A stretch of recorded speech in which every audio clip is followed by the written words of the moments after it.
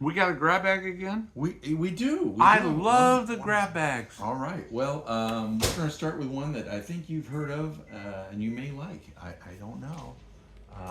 They're somewhat local. Well, out of Idaho, but they're always considered a Northwest band. Yeah, I They think played that's a lot of their music when they got popular. They were based out of Portland, Oregon. And they did a lot of live concerts in Portland, Oregon. And this one's a live concert. And Mark Lindsay later became a FM rock DJ Oh. for years and years in Portland Oh wow. on an FM rock station. Yeah. I know he did have another band called like the. Oh no, he went out as a solo for years and years Yeah. and years. But he also yeah. had another band they called like the Kings. I can't think of it right now, but it was you know.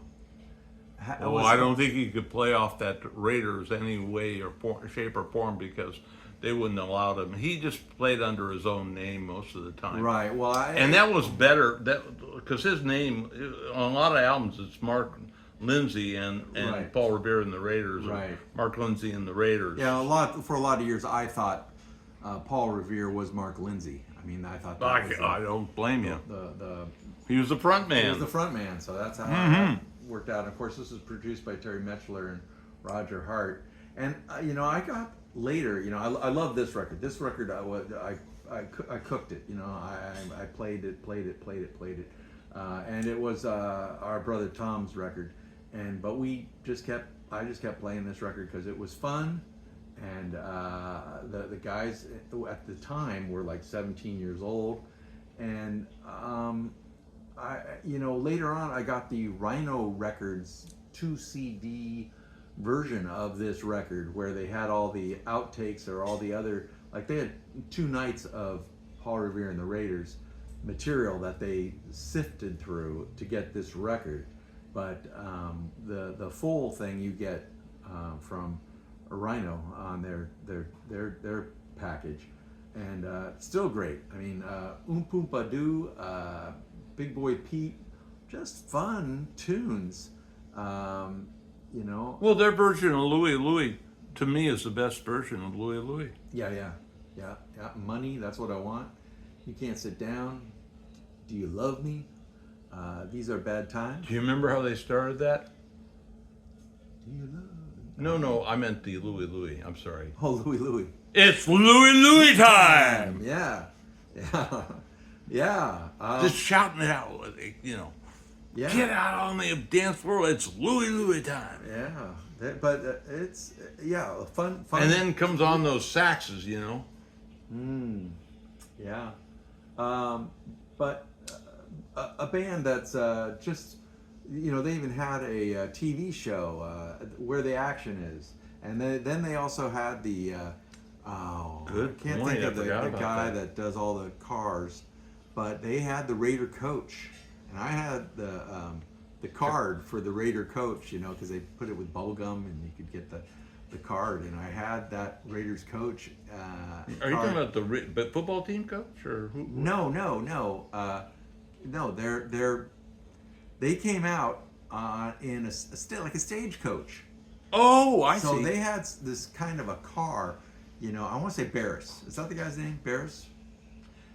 Anyway, he designed this coach for them, where they would come out and Where the Action Is, and would perform that tune, or do a bunch of tunes, and we just lost our light.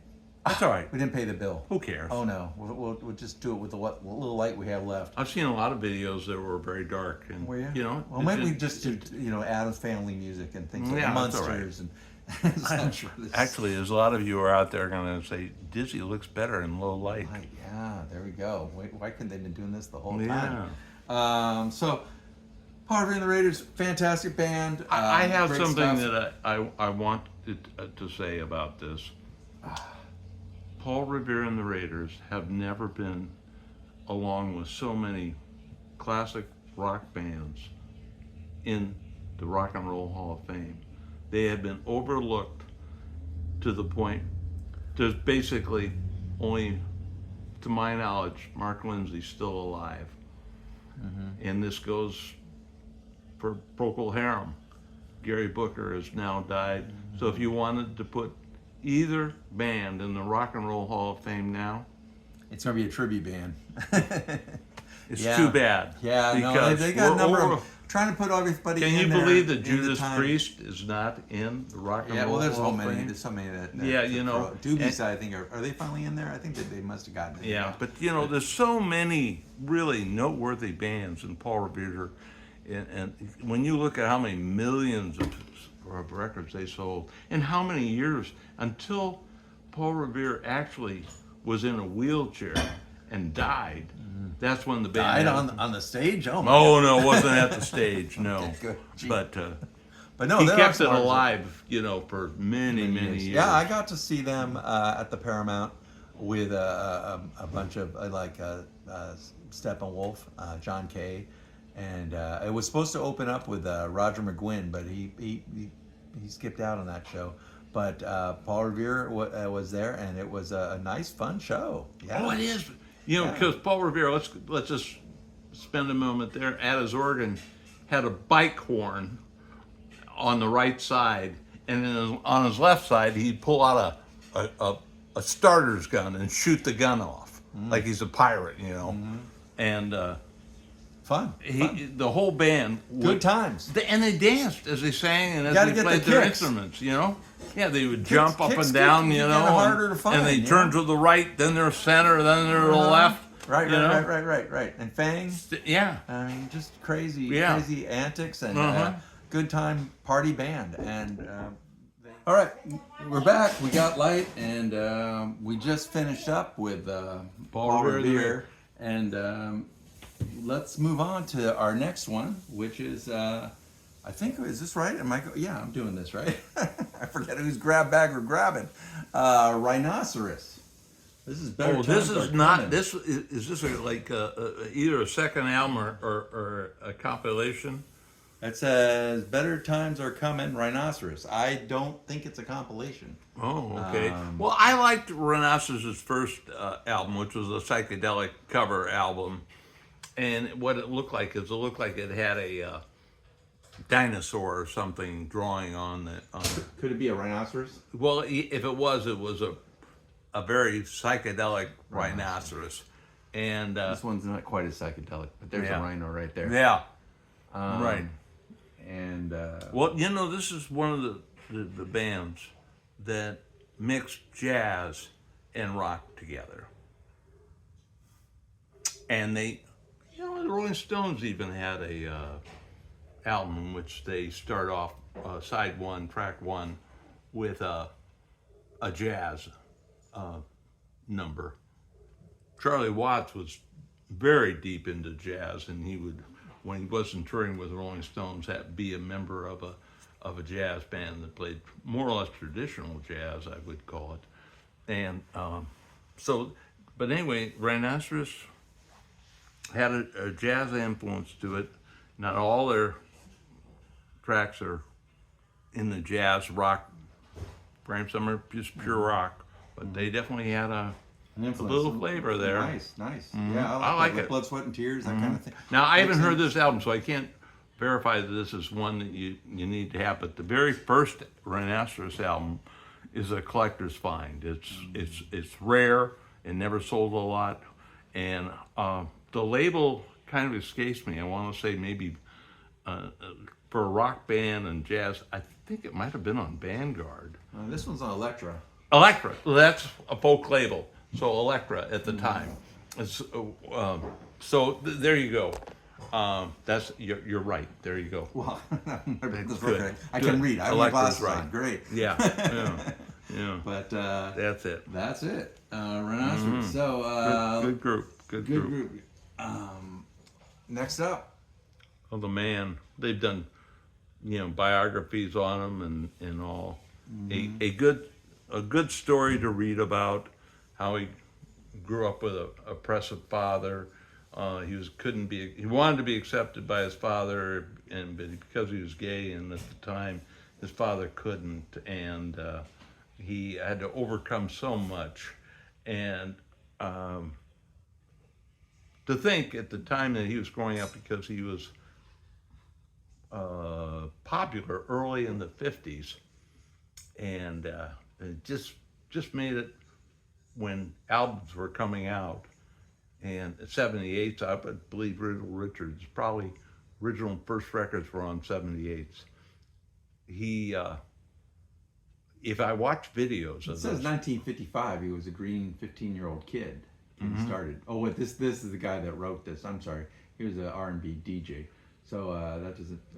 Never mind. no, but Sorry. he was late 50s, Yeah. 58, 59. He was out there recording. Right. And there were early TV shows in which he would be recorded and play a song. Or the movies, right? Yeah. Girls Gotta Have It. Yeah. And Right, I'd forgotten about that. He's something else. Or even just hearing them taking takes. I had a record somewhere where they have him start it and they go, no, do it again. You know what and he'll he just did? Be right back at it. Rob bap a doop. Yeah. You know what and I know you're going to remember this. If he was being interviewed and somebody said something complimentary about him, he'd go, "Shut up!" Yeah, yeah. No, his character, and And you know what? He couldn't stop using that, and I'd laugh every time he did it because he would do it so abruptly.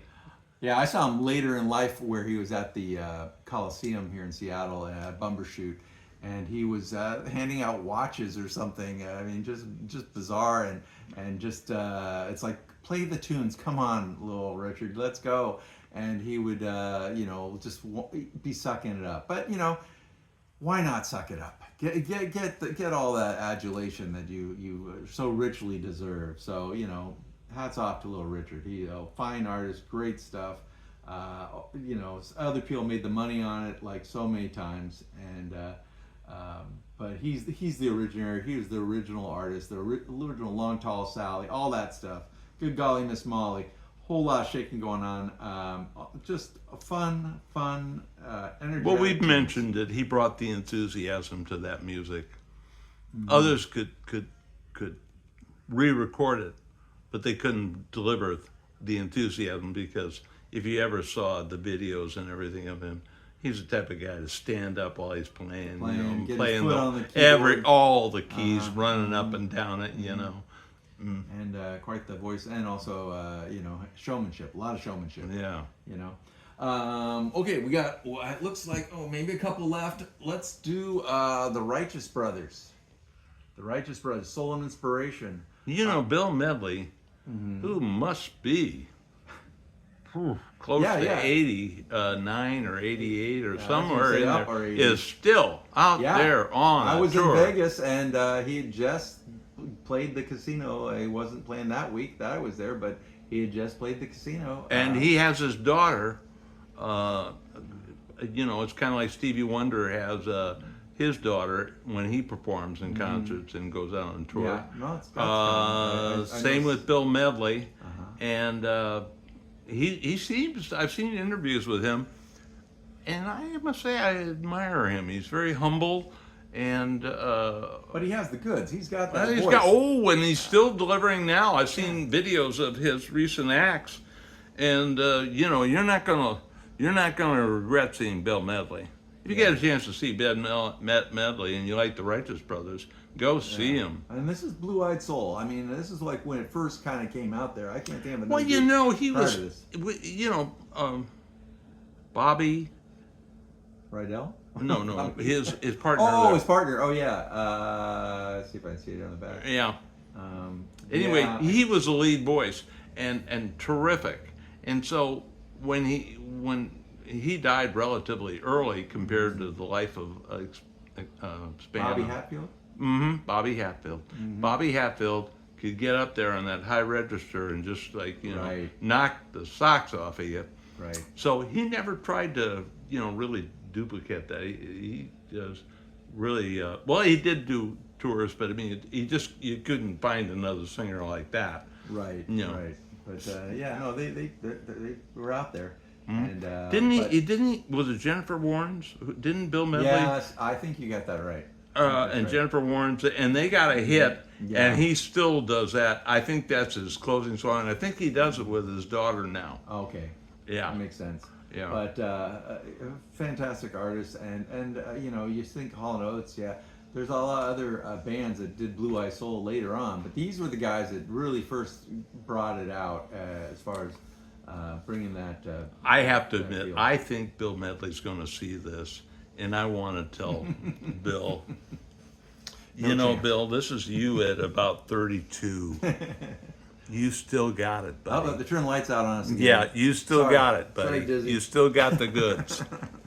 Okay, well, we'll do one final one here in the dark. We've got Tommy Rowe's greatest hits. Tommy Rowe, I'm pretty sure that's Dizzy, right? Dizzy. Hey, that's your theme song. No, it's not. My head is spinning.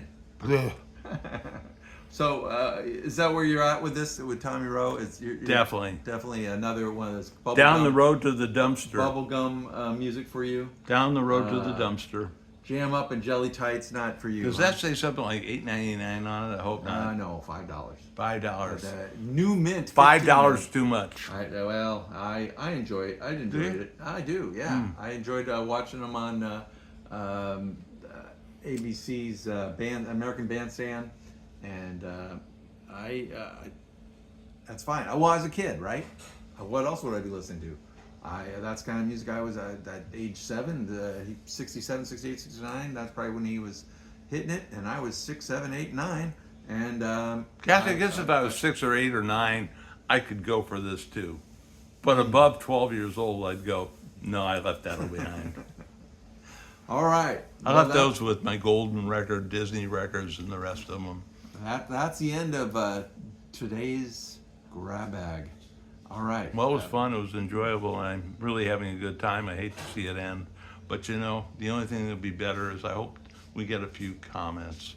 I always love to hear from the people out there. After all, you guys are the champions.